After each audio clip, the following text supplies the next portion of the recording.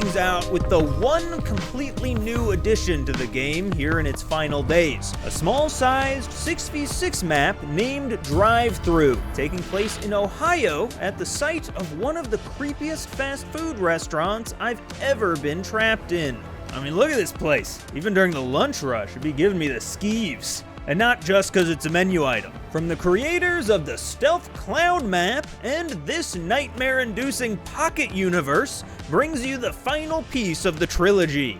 Allow us to welcome you to Funny's Fried Fun, owned and operated by the titular Funny the Clown, which is a name a little too on the red nose. That's like if the guy who took my appendix out was named Stabby the Surgeon.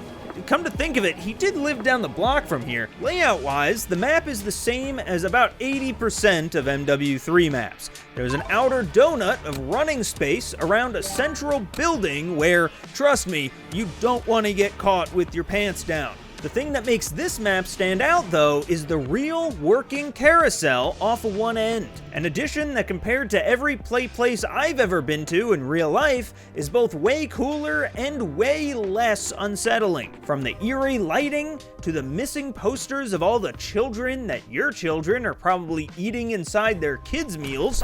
Real quick, just notice the lack of apostrophe between the D and the S. It's a real nice touch there, Sledge. Bravo. This place is just oozing with horrific atmosphere. But if you're one of those little babies who don't like to be jump scared, then Season 6 actually also adds 5 other maps. Oh, God! Oh, sorry. I thought for a minute you were about to tell me that they were all Shipment. Oh, that would be the... What? That's right, in what I can only assume to be a personal attack, Sledgehammer has also released 5 new versions of the classic shipping crate craze, Shipment. We got Ghost Shipment, we got Neon Shipment, and even a shipment taking place during the day. One of my favorites is Arena Shipment, which places it in a training facility and is actually a pretty cool aesthetic that I kinda wish was the main shipment all year long. Then lastly, there's Bitment, a low-res version of Shipment for those still on a dial-up connection, counting their AOL minutes. And all 5 of these forces join together with regular Shipment, Shipments, and Cell Ship to make up all 8 shipments in the game. Hey, why does the graphics say 9? Well, that's because there's also a 9th secret ship in Warzone in the new Purgatory mode. And it's... I don't even fucking know, dude. And that's about where the new maps end.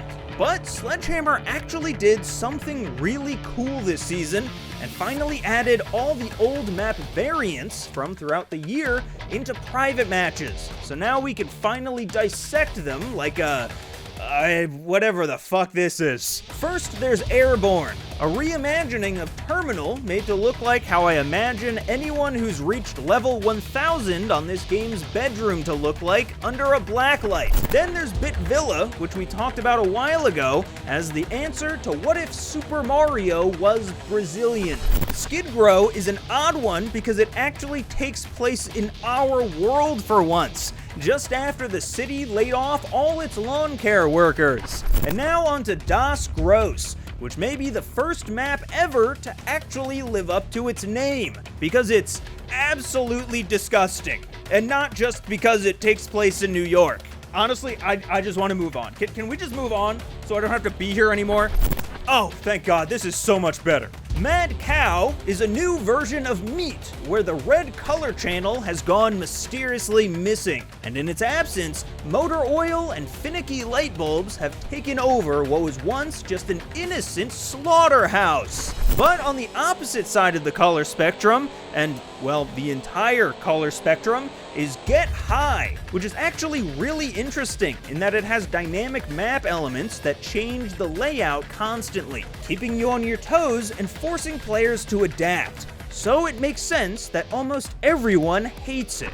Okay, so Hangover is another really cool one, taking place on the top of the same building as High Rise during the turn of the new year. There's a dance floor for dancing, snowballs that I don't think are actually made of snow, and even a green screen. so you can close your eyes and imagine that you're someplace warmer. Like maybe the map Satan's Quarry, which drops us in hell and conscripts you to help in the devil's mining operation. They're mining for fire. It's a very lucrative business, y'all. Okay, let's see.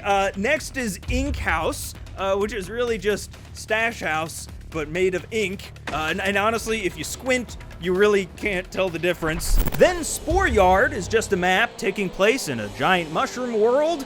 Nothing really to see here. And oh, next is Tetanus and Toon Oxide, two versions of Rust. One placing it in an anime-like dreamscape with a beautiful full moon looking down on you like an angel, and the other moving the dingy and dirty oil refinery that we all know and loathe to... what the fuck? You know, going over these now 65 total maps all at once like this is making me realize something about this game. Rewind with me for a minute to the very first piece of gameplay that we saw for this game, the Gulag mission from the single player. A level overflowing with a sense of character, a vibe, a feeling that made it fit in with the rest of the trilogy that brought you scenes like this and this. But now, 10 months later, this is the same game. And it's not like that Cold War map where you're inside of Adler's head, or the World War II map where you play as toys that are quick one-offs, but this is over 50% of the live service season. In fact, when tallied, only 18 of the 65 total 6v6 maps are actually original, that being not remakes, variants, MW3 carry forward, or Shipment, which is technically more than Cold War, but that's about it when compared to any other Call of Duty after their entire life cycle has completed. And now, I'll be the first to say, I welcomed these map variants, and for what it's worth, each one in a vacuum is fantastic. But taking one after another like this for an entire year is like eating Skittles for every meal. It's just empty calories. And that's all before getting into the new and returning modes made into LTMs, manipulative events and matchmaking, and a complete shift in focus from making a good game to what's essentially just a runway to model whatever you wasted your money on today. It's clear that this game wasn't given the resources that it needed.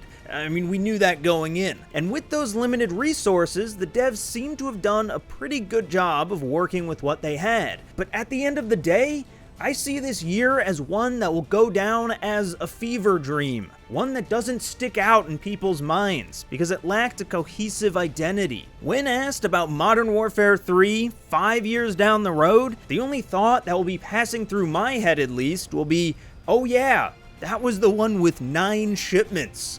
And that's sad, because the Modern Warfare series deserved better. Sledgehammer Games, who was roped into developing this Frankenstein's monster, deserved better.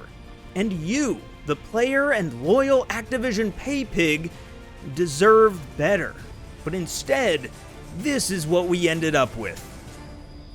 And that's about where I'll end today's tour. Thank you guys so much for watching. Not only this video, but every video this past year. And honestly, I just can't wait until Black Ops 6 to do it all again. So, until then, you can all exit through the gift shop, where we are still selling this DLC for, you guessed it, $70.